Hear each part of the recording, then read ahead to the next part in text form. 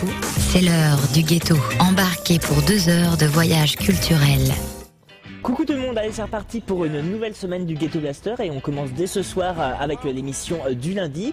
Comme tous les lundis, je serai accompagné d'Angélique et une fois n'est pas coutume, on va commencer avec une première heure branchée 100% écolo. En effet, nous recevrons l'entreprise Volver. C'est une start-up nantaise qui actuellement fait le buzz sur internet puisqu'il vous propose de vous faciliter le tri. En effet, donc cette start-up constituée de 3 anciens étudiants de l'école de design de Nantes donc vous propose ce tout nouvel outil et vous propose surtout de donner pour que cet outil arrive enfin dans le commerce. Ils seront avec nous pour en parler. Juste après, on continue en écologie avec le défi famille à énergie positive. Ça se passe en ce moment et ce jusqu'au 30 avril. C'est un grand concours qui vous est proposé notamment dans les Pays de la Loire par l'espace Info Énergie des Pays de la Loire.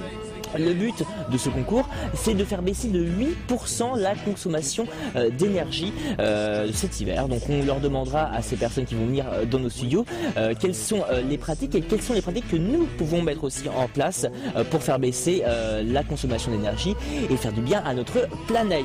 Comme tous les lundis, la deuxième heure est consacrée à la culture du mot avec un peu de poésie, mais attention, pas n'importe quelle poésie, ce sera de la poésie gourmande qui vous sera proposée avec la compagnie La Cabane qui vous propose en ce moment et ce jusqu'à samedi ces tartines poétiques. Alors au menu de ces tartines poétiques qui vous sont proposées au TNT de Nantes, de la poésie bien évidemment, de la danse contemporaine, de l'accordéon et également du beatbox. Et puis pour finir on parlera littérature avec plus particulièrement le roman policier japonais qui est la thématique choisie par la médiathèque Lisa Bressner.